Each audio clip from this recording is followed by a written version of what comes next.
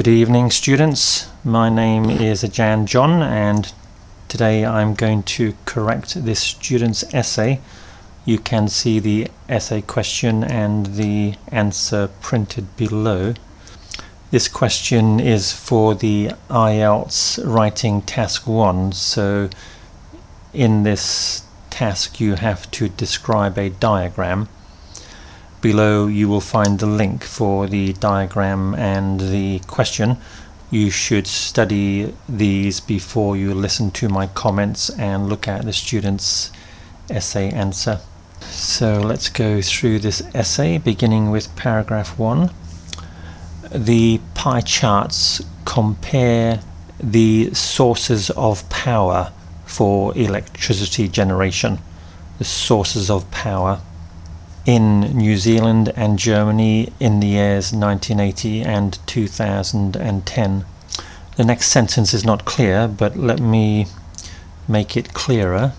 The first thing we can see is that in both countries, between the periods 1980 and 2010, there was an approximate doubling of the use of electricity. That's near enough to describe this change. Actually, Germany had exactly 100% increase and New Zealand less than 100%. But if we say around 100% for both companies, this is near enough. The writer is using number of units, and I would advise not to do this. It's better to speak in fractions and percentages. Number of units doesn't really have any meaning to us. We don't really understand what that means, but if we say something increased by 50%, that is clear. Paragraph 2. In 1980, New Zealand used coal as the main source of electricity generation if compared with other sources at just under 50%. Better to say just under 50% than 56 units. The next two sentences, the writer talks about petroleum and then natural gas and hydro. But if you look at the pie chart, you can see that natural gas and hydro are the more significant sources of electricity generation. So we should talk about those first and petroleum lastly. So we can say that hydro and natural gas provided around 25% each of the electricity power source, and lastly petroleum provided the least at around, I'm going to say about 12%. That is approximate enough. Paragraph 3. Now here the writer has made some mistakes with the figures. I don't know where she has got 94 units from, or 16 units. Oh, I think I understand now. I think the writer has added 94 to 56 to get 150. Don't do this. This is much too complicated a mathematical way. Remember, this is an English exam, so we don't want to get into too much mathematics. We want to demonstrate good vocabulary. So when we compare 1980 and 2010, the most significant thing we can see is that firstly, coal has increased to almost 75% of the total power source. And we can see that there has been an enormous decrease in the use of natural gas and petroleum to almost nothing. This is the vocabulary you should use here, not the numbers. So I'll repeat that.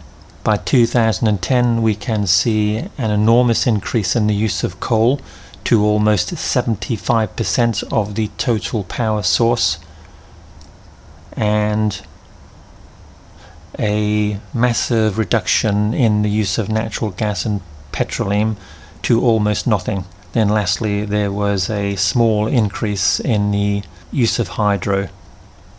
On to paragraph 4. Here the writer hasn't mentioned that they are now talking about Germany. So this paragraph is about Germany.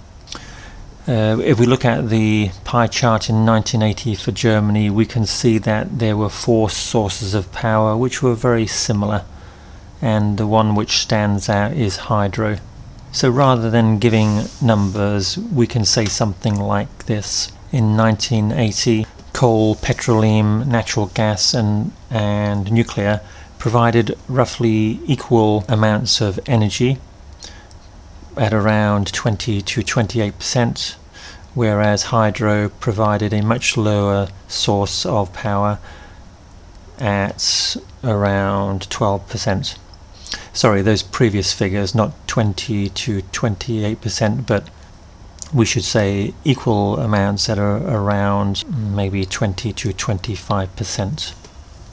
When the writer starts talking about what happened in 2010 in Germany, again she starts talking about the change in the number of units, but we should be talking about percentages or fractions. So the biggest change we can see is in the use of nuclear. We should say something like, by 2010 there was an enormous increase in the use of nuclear power to almost 75% of the total energy source. Both coal and petroleum reduced. No, that's not true actually, coal did not reduce. We can say that petroleum and coal did not change very much, whereas hydro and natural gas decreased to an almost insignificant amount. So the writer needs to do a lot of work on her approach to describing diagrams. Also, let me mention, we don't use in conclusion in paragraph 5, or on the other hand in paragraph 4, or in addition in paragraph 3. This is not an argument essay, so you don't have to use these joining phrases. This is a description of information, and the way to get high marks in this essay, this writing task, is to describe the information accurately, but to use good vocabulary, especially comparative words like greater, lesser, enormous, fewer, words like that.